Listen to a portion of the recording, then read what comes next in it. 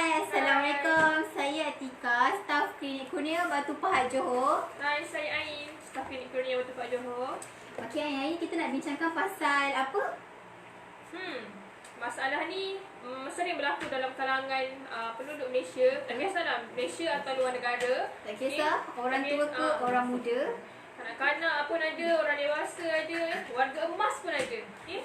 Tapi sekarang kan banyak orang-orang muda kan. Betul tu. Macam kita ni yang muda ni, macam saya lah, saya tak tahulah. Tapi takut nak ambil pemeriksaan darah. Kenapa? Selalu cakap dengan orang ambil pemeriksaan darah. Tak tahulah macam ni kita nak untuk diri sendiri ambil pemeriksaan darah ni. Okay. Macam topik yang hari ini kita akan bincangkan, okay, topik ni lebih kepada gaya hidup. Okay? Penyakit ni bergantung kepada gaya hidup kita dan ada juga bergantung kepada keturunan. Okay? Okay. Hari ini kami akan bincangkan pasal kolesterol. Saya akan bincangkan pasal apa itu kolesterol, faktor-faktor dia, gejala kolesterol, lepas tu ciri-ciri yang macam mana anda terkena penyakit kolesterol dan banyak lagi lah komplikasi apa semua. So hari ni saya dengan Ain akan bincangkan pasal kolesterol. Okey Ain, kolesterol tu yang Ain tahu apa macam mana kolesterol boleh ada dekat dalam badan? Okay, kolesterol ni merupakan bahan lemak yang penting dalam fungsi badan kita lah. Okay? Kolesterol ni kita panggil lemak lah dalam bahasa mudah dia. Okay? Dia ada lemak baik dan lemak jahat. Okay? Kalau yang baik tu macam mana? Tapi dia tetap nama kolesterol juga kan? Kolesterol ni kita panggil kolesterol. Bezanya fungsi dia. Fungsi lemak baik dan lemak jahat. Okay? Okey, untuk faktor risiko kolesterol tinggi pula, biasanya kolesterol tak ada simptom tau. Dia boleh, kalau kita nak detect kolesterol ni bila kita buat ujian darah. Nah, dekat situ kita boleh detect kolesterol baik dan kolesterol jahat. Dengan cerita Klinik Kurnia dia buat pemeriksaan kolesterol. Ya, betul. So, korang dekat luar sana kita ada buat promotion yang mana kita sampai 30 November dekat situ korang boleh datang ke klinik kami untuk buat cek pemeriksaan darah. Tapi kalau yang selalu kita dekat event, kita akan buat yang apa? Yang rapid kolesterol. Tapi tu tak valid sangat lah. So korang kalau nak tahu lebih detail kolesterol, korang kena ambil pemeriksaan darah. Okey, Ain, gejala kolesterol tinggi macam mana kita nak atasi dengan sederhana? Kita nak atasi dia macam mana? Macam mana tu? Kolesterol ni mula-mula kita kena tahu daripada mana ia datang. Macam mana dia boleh ada dalam badan kita. Okay? Pertama sekali adalah dari segi kesihatan kita, iaitu pola kesihatan kita. Kita kerap makan makanan tak sihat. Contohnya kita kerap makan fast food. Ya, betul. Favorite I lah, Ain. You suka makan apa? KFC, McD. Tengok banyak tak kolesterol. Tak ada, dia sihat. Nampak dia besar tapi dia sihat. Okay? Betul Ain. Tapi selalu tak semestinya tahu orang gemuk ni banyak kolesterol. Selalu orang yang kolesterol. Macam Ain kan, Ain dah check. Dah, tapi okey lagi lah. Okey, baguslah ini. Sampai tahap yang maksimum. Seterusnya Ain. Sini tu siapa yang jarang melakukan aktiviti sukan seperti senaman macam untuk yang ada sekarang ni kan musim orang pergi gym. Ya, tapi kan Ain, sekarang kita tak boleh lah terdedah dekat luar sebab COVID. Betul, tapi gym tutup. Tapi gym pun kadang kita tak ada jarak sosial. Betul tu. So macam mana tu Ain, takkan gym kita nak beli kat rumah ke? Tak, kita petang-petang tu kita boleh lah jogging. Dia jogging. Boleh juga boleh juga buat senaman ringan. Selain tu kita terutamanya orang lelaki lah yang gemar merokok. Bukan lelaki saja, ada juga perempuan yang merokok. Golongan ni juga terdedah lah kepada risiko untuk kolesterol. Orang yang kerap merokok dan juga mengamalkan minuman beralkohol.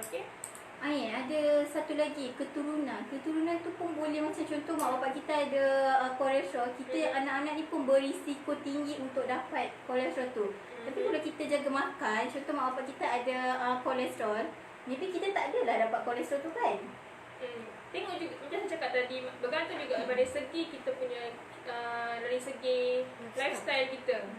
Kalau kita makan tak jaga, lepas tu dipengaruhi pula dengan faktor keturunan, dia akan lagi menyumbang kita punya peningkatan kolesterol. Okey, tadi kita dah cerita apa maksud kolesterol. Lepas tu kita dah cakap pasal risiko. Lepas tu kita cakap pasal macam nak atasi kolesterol dengan sederhana. Okey, sekarang saya nak cerita pasal ciri-ciri jika korang semua terkena kolesterol yang tinggi. Okey, kita ada 1, 2, 3, 4, 5, 6, 7, 8, 9. Kita ada 11 ciri yang mana kalau orang yang ada kolesterol, diorang sering kesemutan. Kesemutan macam mana? Di kaki dia semut-semut. Bila macam dia duduk lama, dia terasa semut. Dekat diri saya pun Sama tak dengan kebas? semut-semut dan kebas lain. Semut-semut dia macam menyucuk tau. Bila kita duduk lama, lepas tu bila dah semut-semut, dia akan jadi lengur. Tu faktor utama lah kolesterol. Okey, selain kesemutan, sering mual dan muntah. Dia boleh berkait bila kita sering Itulah sebab mual dan muntah. mual dengan muntah ni, dia kebanyakan ni dia mengganggu sistem pencernaan kita. Bila sistem pencernaan tak okey, kita akan mudah rasa mual, rasa pening. Okey? Okey. Seterusnya, hilangnya keseimbangan. Biasanya orang yang menderita kolesterol tinggi akan mengalami rasa tidak nyaman. Biasanya mengakibatkan hilangnya keseimbangan. Selalunya kondisi ini terjadi biasanya otot-otot akan menjadi lemah. Macam tadi lah, so bila dah kaki dah semut-semut, dia akan jadi lenguh dekat kita punya sendi-sendi. Okey, selain itu mengalami masalah sakit leher tau, dekat belakang ni dengan dekat punggung. Bila macam dekat leher ni, kita ada dua, sama ada kita kolesterol tinggi ataupun tekanan darah tinggi. So bila macam nak tahu itu kolesterol ke bukan, better memang kena ambil darah lah. Okey. Atika, saya ada soalan. Okey. Untuk macam gejala kolesterol ni sama ke dengan darah tinggi? Darah tinggi. Okey, kolesterol ni sebenarnya tak sama lah. Kolesterol ni kan dia lemak dalam darah.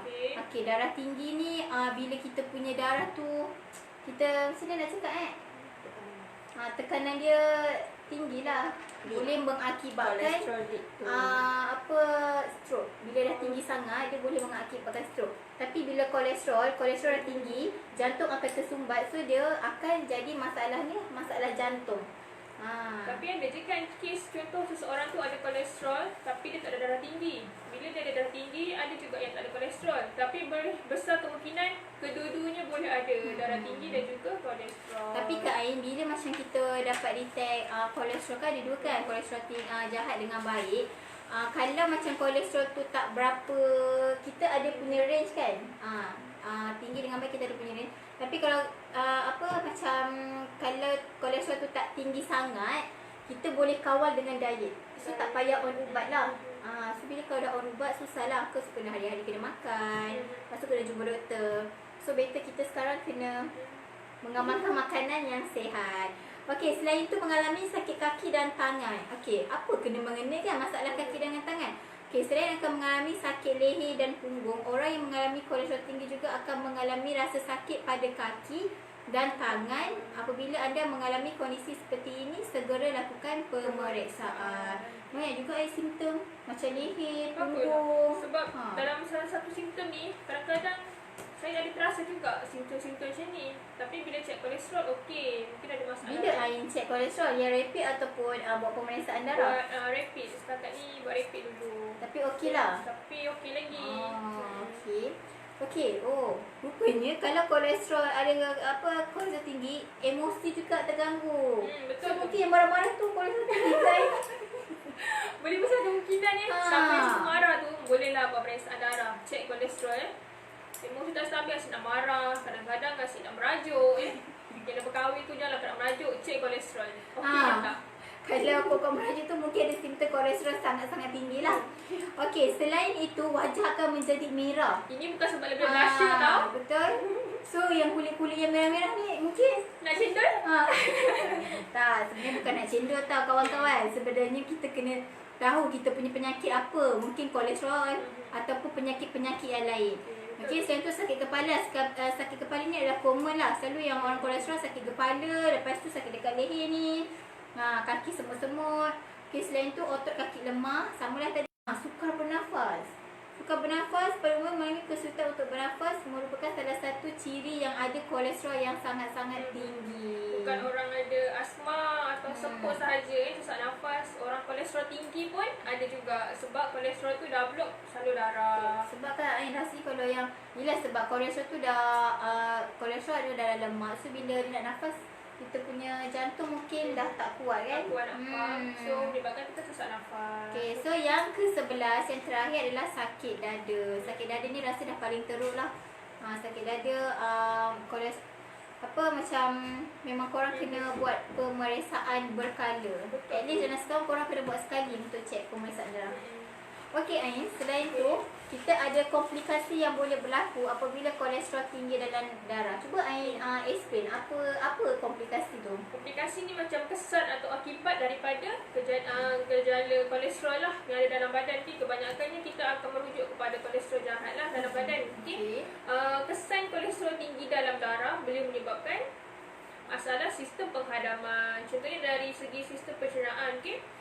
Tuncai hempa tu yang membantu badan untuk memecahkan makanan, menyerap nutrien dalam badan dan dihasilkan oleh kolesterol. So kolesterol ni akan menghasilkan kolesterol jahat dan akan menyebabkan bacaan kolesterol kita tinggi.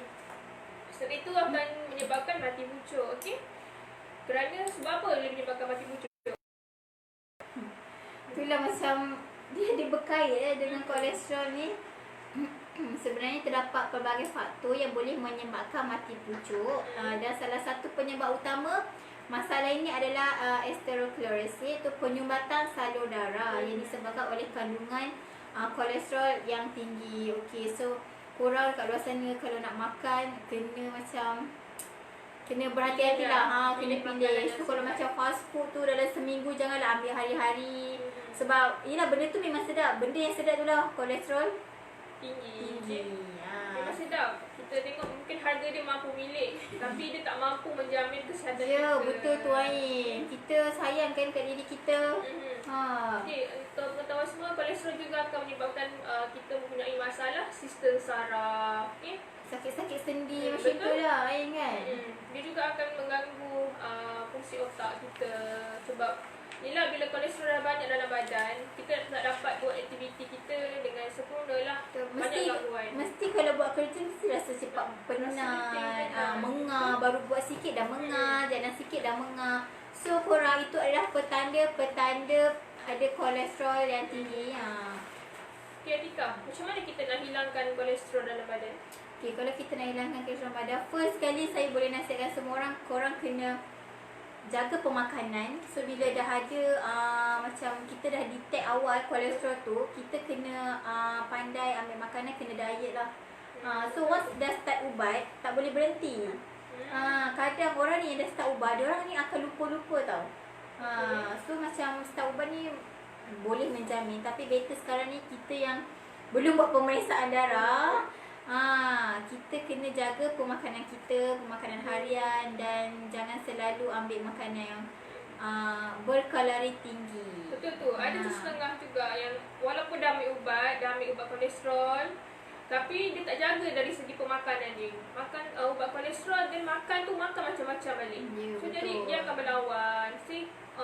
Jadinya dia kurang membantulah. Okay, dia kena seiring dengan kita punya pemakanan lah bila kita ambil ubat untuk kolesterol. So pesanan daripada saya, korang kena buat pemeriksaan darah. Sekarang Klinik Kurnia telah buat promosi untuk sampai 30 November, yang mana kita ada buat kita ada 3 package tau Ain. Ada yang 69, 89 dan 99. Tapi selalunya orang akan ambil basic lah. Kita akan tengok fungsi buah pinggang, fungsi hati dan kolesterol apa semua.